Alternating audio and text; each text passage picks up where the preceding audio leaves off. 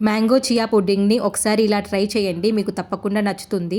ఇందులో నేనైతే ఏ షుగర్ కానీ, జాగరీ కానీ యూజ్ చేయలేదు. బనానాస్ వేసామంటే ఇంకా షుగర్స్ ఎయాల్సిన అవసరం లేదు. నేచురల్‌గా స్వీట్‌గా ఉంటుంది కదా బనానాస్. బనానాస్ 2 తీసుకున్నాను. తర్వాత 1 మ్యాంగోని స్కిన్ పీల్ చేసేసి పల్ప్ మాత్రమే తీసేసుకోవాలి. నేను ఈ క్వాంటిటీ 4 మెంబర్స్ కోసం ప్రిపేర్ చేస్తున్నాను. మీరు 1 మెంబర్ కోసం అలా ప్రిపేర్ చేయాలనుకుంటే దాని రిగార్డింగ్‌గా మనం ఇంగ్రీడియెంట్స్ తీసుకోవాలి. 1 బనానా, కొద్దిగా మ్యాంగో తీసుకుంటే సరిపోతుంది. అందులో కొంచెం పాలు యాడ్ చేసేసుకొని మనం మెత్తగా మిక్సీ పట్టుకోవాలి. కావాలంటే ఐస్ క్యూబ్స్ యాడ్ చేసేసుకొని మిక్సీ పట్టుకుంటే సరిపోతుంది. దీన్ని ఇలా అయినా తాగేసేయచ్చు.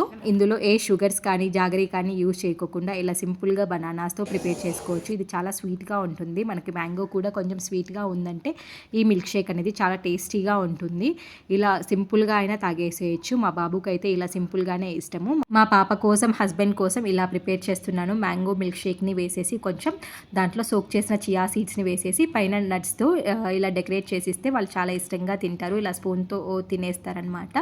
లేదంటే ఇలా కూడా ప్రిపేర్ చేయొచ్చు. డ్రై ఫ్రూట్స్ ఇష్టం లేని వాళ్ళకి chia seeds and milk shake వేసేసి, నట్స్ ఇష్టం లేని వాళ్ళకు ఇలా కూడా ఇచ్చేయచ్చు. చాలా టేస్టీగా ఉంటుంది.